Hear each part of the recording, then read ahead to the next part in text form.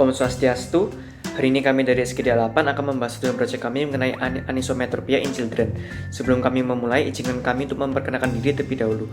Perkenalkan, nama saya Stephen Irawan dengan 3 digit NIM terakhir 246. Perkenalkan, nama saya Gede Bagus Raditya Nugraha Karna dengan 3 digit NIM terakhir 209. Perkenalkan, saya Nyomandiha Asvini Sokalatik Suma dengan 3 digit NIM terakhir 225. Perkenalkan, nama saya Cokoda Istragung Devitya Widya Paramita Putri dengan 3 NIM terakhir 245. Baik, perkenalkan, nama saya Madu Bagus Nica Baranata, nomor 5 KR 016. Perkenalkan, nama saya Rena Sari Megayanti dengan 3 digit NIM terakhir 037. Perkenalkan, saya Media Kalista dengan 3 digit terakhir 05. Perkenalkan, saya Iqbal Intan Kesmadewi dengan 3 digit terakhir 095. Perkenalkan, nama saya Nyaman Alzair Skara dengan 3 digit NIM terakhir 132. Perkenalkan, nama saya Ica Mayani Yanwar dengan 3 digit NIM terakhir 156. Perkenalkan, saya Ida Yugida Widawatami dengan 3 NIM terakhir 176. Perkenalkan, nama saya Putu Kintan Wulandari dengan 3 digit NIM terakhir 190. Mata merupakan salah satu indera yang penting untuk manusia yang digunakan untuk menangkap visual saat melakukan kegiatan. Dewasa ini banyak terjadinya kasus gangguan penglihatan, salah satunya adalah kelainan refraksi yang dapat terjadi tidak hanya pada orang dewasa namun juga pada anak-anak. Refraksi merupakan proses membelokkan cahaya yang akan difokuskan tepat di belakang retina sehingga memberikan gambaran pada mata. Sehingga apabila cahaya tidak jatuh tepat di retina, maka akan memberikan dampak yang kabur pada penglihatan. Adapun kelainan refraksi yang sering terjadi pada anak-anak adalah anisometropia. Anisometropia adalah kelainan refraksi di mana terdapat perbedaan pada kekuatan refraksi di kedua mata lebih dari 1 dioptri. Menurut penelitian, sekitar 1,6% sampai dengan 4,3% ditemukan pada anak-anak dan akan meningkat pada usia 60 tahun. Anisometropia sendiri dapat terjadi akibat beberapa faktor, seperti faktor kongenital atau bawaan sejak lahir, dan juga faktor trauma atau pasca ekstraksi lensa. Permasalahan yang umum terjadi akibat anisometropia adalah adanya perbedaan efek prismatik pada mata kiri dan kanan, sehingga menyebabkan penglihatan menjadi ganda, kabur, pusing dan nyeri kepala tanpa diketahui penyebabnya. Biasanya, anisometropia terdeteksi saat melakukan pemeriksaan visus yang dilakukan dalam keadaan mata tidak berakomodasi. Ada juga melalui pemeriksaan uji anisogenia, kemudian Woodford dot test, Hirschberg test, dan cover and uncover test. Adapun tata laksana dari anisometria sendiri adalah yang pertama dengan terapi oklusi, kemudian yang kedua menggunakan kacamata lensa, yang ketiga menggunakan kontak lensa, dan yang terakhir adalah pembedahan. Anisometropia merupakan gangguan refraksi pada mata yang apabila tidak dengan segera ditangani akan menimbulkan efek buruk pada mata, terutama pada anak-anak. Pemeriksaan sejak dini sangat disarankan untuk mencegah terjadinya komplikasi pada saat anak bertambah usia nanti. Adapun rumusan masalah terkait latar belakang dari student project kami, yang pertama, apakah definisi dan epidemiologi dari anisometropia pada anak? Bagaimana etiologi dan patogenesis dari anisometropia pada anak? Apakah gejala klinis dan diagnosis dari anisometropia pada anak? Apakah diagnosis banding dan komplikasi dari anisometropia pada anak? Bagaimana tata laksana dan prognosis dari anisometropia pada anak?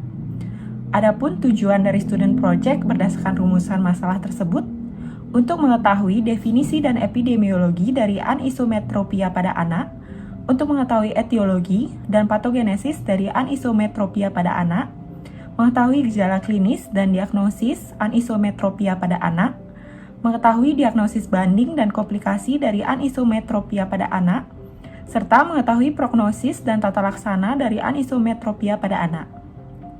Adapun manfaat penulisan dari student project ini adalah, bagi pembaca, diharapkan student project ini dapat menjadi sumber informasi dan pengetahuan untuk menambah wawasan pembaca mengenai anisometropia pada anak. Diharapkan student project ini dapat digunakan sebagai sumber pembelajaran dalam meningkatkan pemahaman dan literatur keilmuan mengenai anisometropia pada anak, serta mengetahui cara menegakkan diagnosis dan penata laksanaannya. Adapun definisi dari anisometropia yaitu gangguan penglihatan yang ditandai dengan adanya perbedaan kekuatan refraksi mata kanan dan kiri hingga mencapai 2-3 dioptri. Anisometropia dapat menyebabkan seseorang bisa mengalami aniseikonia atau kondisi di mana benda yang dilihat memiliki ukuran dan bentuk yang berbeda. Epidemiologi dari anisometropia itu secara global menunjukkan adanya peningkatan prevalensi secara sistematik yaitu sekitar 1% setiap 7 tahun. Dan secara umum diperkirakan sekitar 5-15% dari seluruh anak mengalami kelainan refraksi. Data penelitian juga menunjukkan bahwa terdapat prevalensi anisometropia yang lebih tinggi pada beberapa negara di Asia dan dibandingkan di Amerika Serikat. Sedangkan untuk faktor resikonya, untuk perkembangan anisometropia pada anak-anak antara lain toksoplasmosis kongenital, retinopati prematur, hemangioma kapiler pada kelopak mata, oculomotor glioma, obstruksi kongenital unilateral dan saluran nasofaring, dan juga miastenia gravis kongenital. Etiologi dari anisometropia pada anak dapat dibagi menjadi dua. Yang pertama secara kongenital, di mana anak-anak dengan anisometropia biasanya disebabkan karena adanya perbedaan dari pertumbuhan kedua bola mata yang secara bawaan ataupun dari kongenital.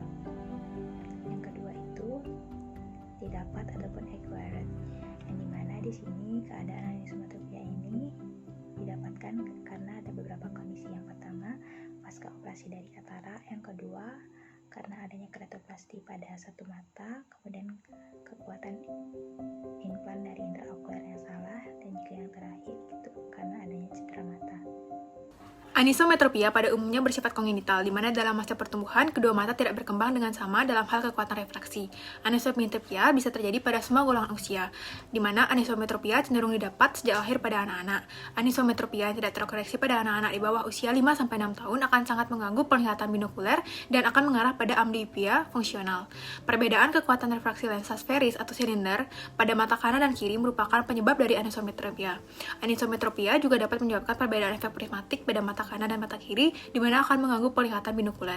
Efek prismatik pada anisometropia akan menyebabkan bayangan masing-masing mata tidak dapat menjadi gambaran tunggal, sehingga dapat menimbulkan efek penglihatan ganda atau diplopia.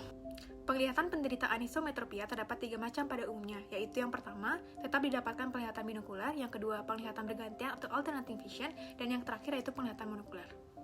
Adapun gejala klinis anisometropia pada anak yaitu yang pertama, penglihatan kabur, kemudian yang kedua yaitu mata lelah sehingga pada anak sering terjadi amblyopia, dan yang ketiga, kepala terasa nyeri atau pusing.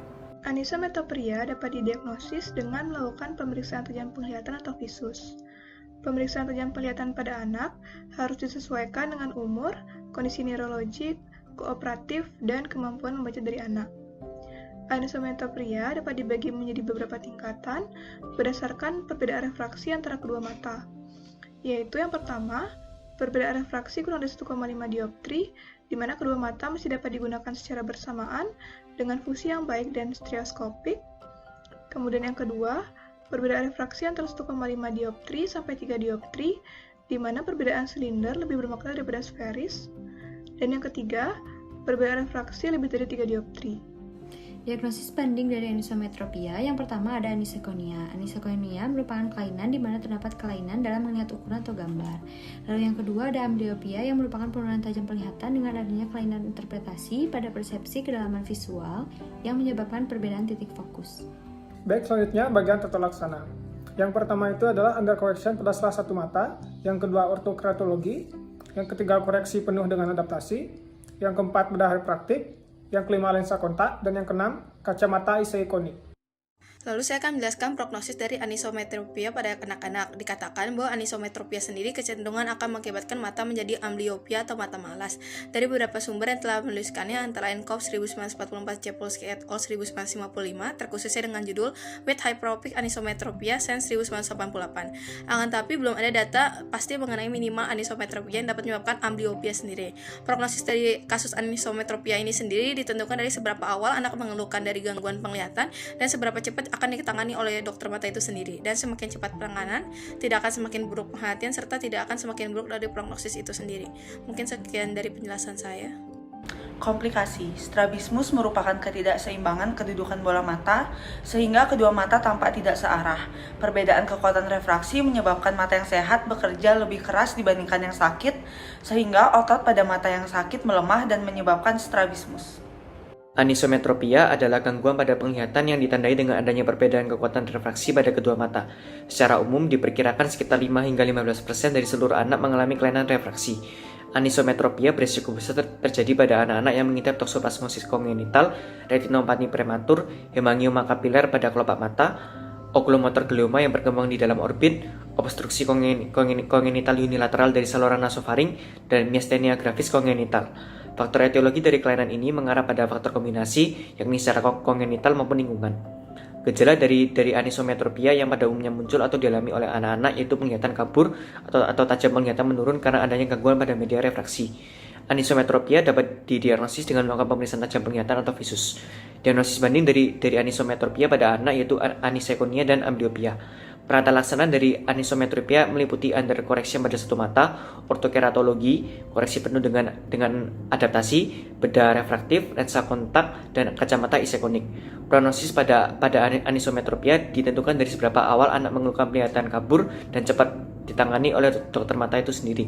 Komplikasi yang umum terjadi akibat anisometropia pada anak yaitu strabismus.